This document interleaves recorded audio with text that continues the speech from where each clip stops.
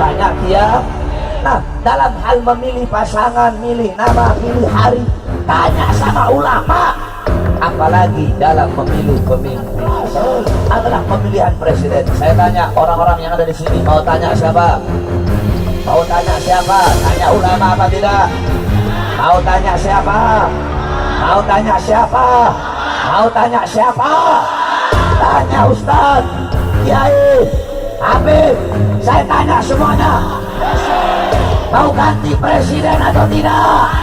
Masyarakat Nagrog besok 2019 mau teruskan dia presiden yang hidup senang, presiden yang hidup kenyang di saat rakyatnya susah, di saat rakyatnya kelaparan, presiden penipu rakyat, presiden yang sudah mendustakan rakyat, presiden yang banyak membohongi rakyat, presiden yang tidak mensejahterakan rakyat.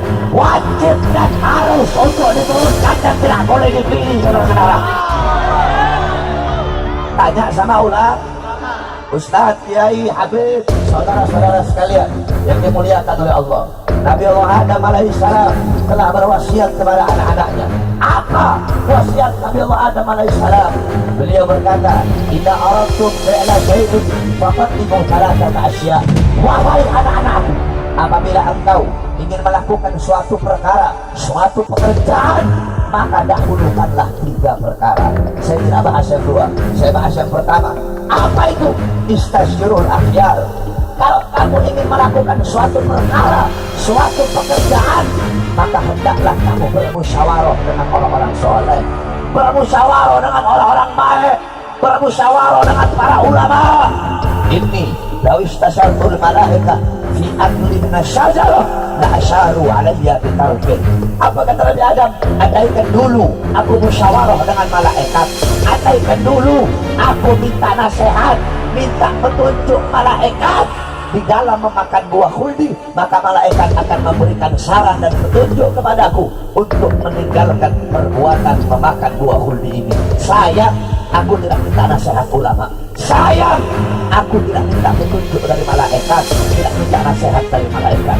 Jadi Nabi Adam mengajarkan kepada kita di dalam melakukan apapun, memilih apapun, hendaknya minta nasihat ulama, minta nasihat abah, minta nasihat dia, Ustaz.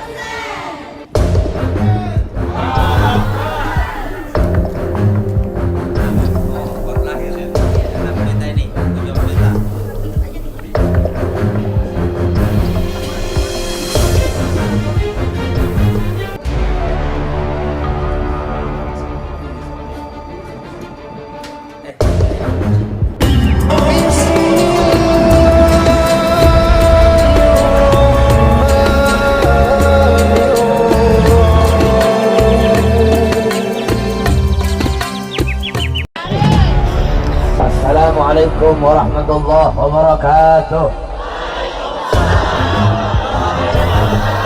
Bismillah wassalatu wassalam ala rasulillah Muhammad ibn Abdullah wa ala alihi wa sahbihi wa man wala. Waba'ad, yang saya cintai, yang saya muliakan, para alim ulama, para habaib, para kiai, para asatid, para tokoh masyarakat, para aparat pemerintah, wabil khusus sahibul bait, sahibul hajat, guru kita Al-Ustaz Komar, mudah-mudahan Allah panjangkan umur beliau, Allah sehatkan jasmani dan ruhani beliau, Allah permudah urusan dunia akhirat beliau, Allah permudah langkah hati beliau dalam berdakwah di jalan Allah Subhanahu wa taala. Amin amin ya rabbal alamin. Saudara-saudara, sedikit saja yang ingin saya sampaikan pada malam hari yang mulia ini. Kita duduk di ini majelis dalam rangka walimatul khitan daripada anak Al-Ustaz Komar. Saudara-saudara sekalian yang dimuliakan oleh Allah, khitan adalah millah, ajaran daripada Nabi Allah Ibrahim alaihi salam, yang dimana manusia yang pertama kali dikhitan adalah Nabi Ibrahim alaihi salam. Dalam hadis qala Rasul sallallahu alaihi wasallam, ikhtatana Ibrahim fahuwa ibnu 80 sanatan fakhtatana bil qudum. Nabi Muhammad bersabda bahwasanya Nabi Allah Ibrahim alaihi salam beliau dikhitan di umur 80 tahun dan beliau dikhitan menggunakan kapak. Nah, jadi khitan pertama kali adalah syariat dari para Nabi Allah Ibrahim alaihi salam. Adapun isyarat khitan itu telah ada dari zaman Nabi Adam alaihi salam. Ketika Allah tidak terima taubat Nabi Adam alaihi salam, maka selama bertahun-tahun Nabi Adam bermohon kepada Allah agar diterima taubatnya. Akhirnya Nabi Adam punya nazar. Nabi Adam bernazar. Apa nazarnya? Ya Allah, kalau engkau terima taubatku, aku akan mengorbankan sebagian anggota tubuhku untukmu ya Allah. Akhirnya ketika beliau berada di kota Mekah, Allah terima taubat beliau.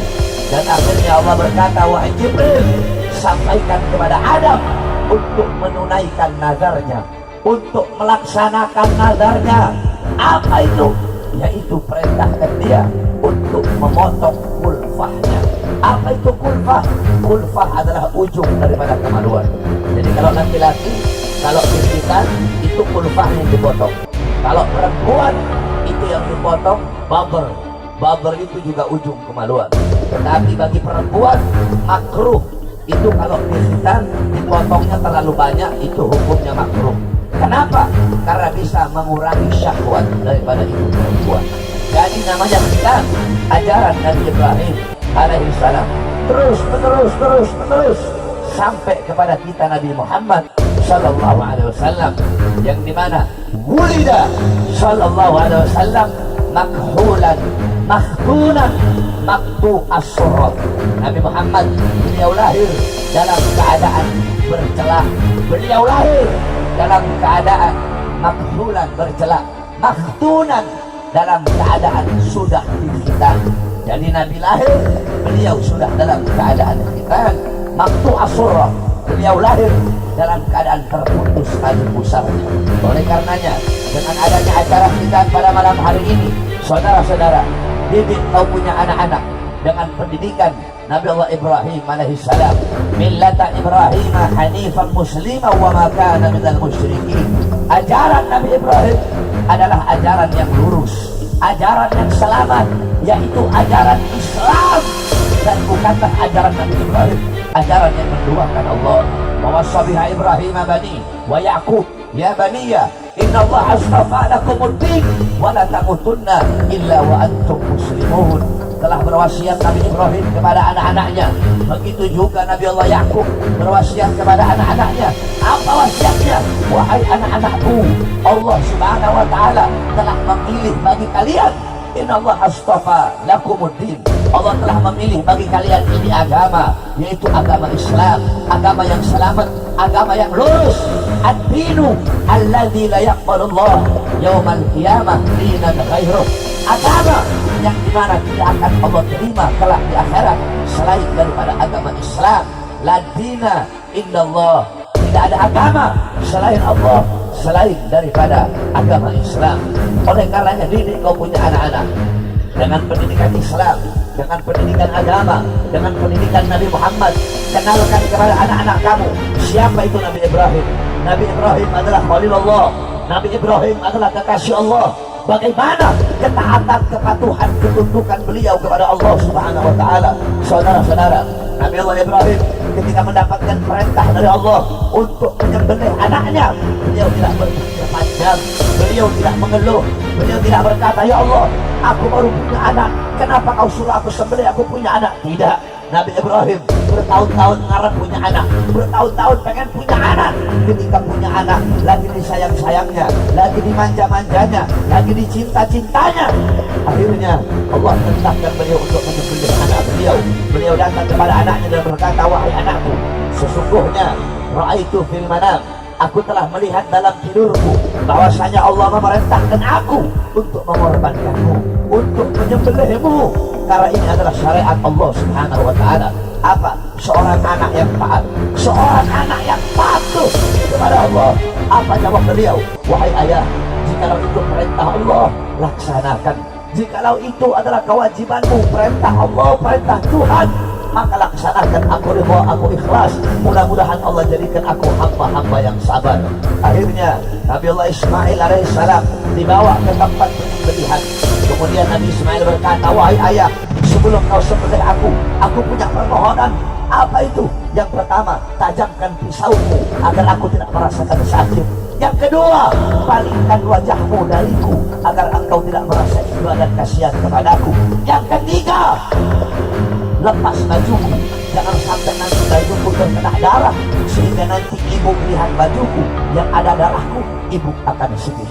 Lihat bagaimana ketaatan dan kepatuhan bapak dan anak kepada Allah Subhanahu wa taala. Makanya para ulama berkata bahwasanya hukumnya sunnah memberi nama anak. Ketika kamu punya istri mengandung, itu sunnah ngasih nama Ismail. Selama dalam kandungan, itu sunnah dikasih nama Ismail. Mau laki kek, mau perempuan kek, itu selama bini mengandung, selama istri mengandung, itu sunnah dikasih nama Ismail.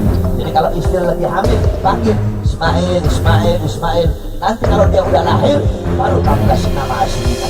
Sebab kenapa? Dengan harapan agar apa? Agar itu anak nanti lahir, ketaatannya, kepatuhannya, kesolehannya sama seperti Nabi Allah Ismail alaihissalam. Mudah-mudahan anak yang kita jadi anak yang saleh, anak yang taat kepada Allah, anak yang patuh kepada Allah. Amin, amin ya rabbal alamin. Terakhir yang ingin saya sampaikan, saudara-saudara sekalian yang dimuliakan oleh Allah, Nabi Allah Adam alaihissalam telah berwasiat kepada anak-anaknya. Apa wasiat Nabi Allah Adam alaihissalam? Beliau berkata, "Idza aradtum fi'la syai'in faqaddimu thalathata asya." Wahai anak-anakku, apabila engkau ingin melakukan suatu perkara, suatu pekerjaan, maka dahulukanlah 3 perkara. Saya tidak bahas yang 2, saya bahas yang pertama. Apa itu? Istasyirul akhyar. Kalau kamu ingin melakukan suatu perkara, suatu pekerjaan, maka hendaklah kamu bermusyawarah dengan orang-orang soleh, bermusyawarah dengan orang-orang baik, bermusyawarah dengan para ulama. Ini dawis tasartul malaikah fi akli minasyajarah la asyaru alaiya bitarkin. Apa kata Nabi Adam? Andaikan dulu aku musyawarah dengan malaikat, andaikan dulu aku minta nasihat, minta petunjuk malaikat di dalam memakan buah khuldi, maka malaikat akan memberikan saran dan petunjuk kepadaku untuk meninggalkan perbuatan memakan buah khuldi ini. Sayang, aku tidak minta nasihat ulama. Sayang, aku tidak minta petunjuk dari malaikat, tidak minta nasihat dari malaikat. Jadi Nabi Adam mengajarkan kepada kita di dalam melakukan apapun, memilih apapun, hendaknya minta nasihat ulama, minta nasihat haba, minta nasihat dia. Ustaz Kiai Habib, anak punya anak baru lahir, yang bagus dikasih nama apa, yang bagus namanya siapa, minta nasihat dari ulama. Nanti itu ulama jawab, tanya Ustaz Komar, Ustaz anak saya baru lahir, yang bagus dikasih nama siapa. Nanti dijawab nama yang sunnah pakai abad, Abdullah, Abdul Rahman, Abdul Rahim, Abdul Razak, Abdul Malik, Abdul Jabbar, Abdul Malik, Abdul Samad. itu hukumnya sunnah. Terus sunnah ngasih nama anak dengan nama-nama nabi, nama-nama rasul. Adam, Idris, Nuh, Saleh, Ibrahim, Yusuf, Yakub, Sulaiman, Daud, Isa, itu hukumnya sunnah. Terus sunnah memberi nama anak dengan nama-nama sahabat Nabi, Abu Bakar, Umar, Utsman, Ali, Yasir, Amr, Salman, Huzaifah, itu hukumnya sunnah. Terus sunnah memberi nama anak dengan nama-nama para a'immatul muslimin, pemimpin-pemimpin Islam, para ulama-ulama, para salihin, Syafi'i, Maliki, Hanafi, Hambali, Suyuti, Haytami, Ramli, Syarbini, kemudian Abdul Qadir Jailani, kemudian Syadili dan lain-lainnya. Sunnah memberi nama anak tafa'ulat kepada para aulia, para salihin, Abu Bakar, Salim, Ahmad, Taha, Yasin. Sunnah memberi nama anak dengan nama Nabi Muhammad. Dalilnya apa? Tasammau bi ismi fala taknau bi kunyati. Bernamalah dengan namaku, kata Nabi. Siapa namanya Rasulullah? Muhammad, Ahmad, Taha, Yasin, Mustafa, Mudaththir, Mujtaba, Murtada dan lain-lainnya. Makruh memberi nama anak dengan nama orang-orang fasik, nama orang-orang fajir, nama orang-orang yang suka berbuat dosa, nama orang-orang rusak. Siapa contoh? Tommy, Alex, Johnny, Hengki. Kalau putih namanya Tommy enak dilihat, udah hitam detil, hidung pesek, rambut pirang, tindikan. Namanya siapa? Tommy. Namanya siapa? Alex. Nanti kalau cakep pasti enak dilihat, namanya Tommy. Ini perempuan namanya siapa? Stella. Perempuan namanya siapa? Stella. Oh, bagus betul namanya. Mukanya doang, di lehernya hitam, saudara-saudara. Cabe-cabean itu namanya. Kemudian haram memberi nama anak dengan nama-nama dewa. Lata, Uzza, Rama, Krishna, Sinta, Anoman.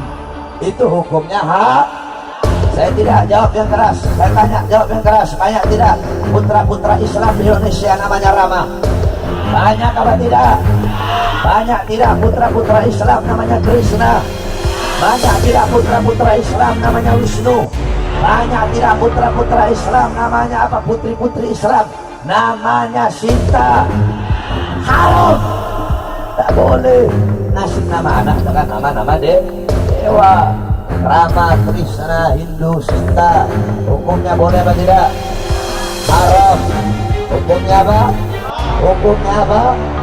Kenapa? Karena nama-nama dewa-dewa siapa itu? Dewa-dewa siapa? Dewa-dewa ini. Tak boleh memberi nama anak dengan nama-nama dewa. Haram dalam Islam. Oleh karenanya tanya sama ulama, Kiai Habib, anak ini mau kawin, mau nikah, bagusnya bulan apa? Oh, sunnahnya itu bulan Syawal. Dalilnya apa? Qalat Aisyah, tazawwajani Rasulullah fi Syawal wa kana fi Syawal. Nabi Muhammad menikahi aku di bulan Syawal dan melakukan malam pertama dengan aku di bulan Syawal. Tanya ulama, tanya Habib, tanya dia. Nah, dalam hal memilih pasangan, milih nama, milih hari, tanya sama ulama. Apalagi dalam memilih pemimpin. Betul. Besok tahun 2019 adalah tahun politik. Besok 2019 adalah pemilihan presiden. Saya tanya orang-orang yang ada di sini, mau tanya siapa? Mau tanya siapa? Tanya ulama apa tidak? Mau tanya siapa? Mau tanya siapa?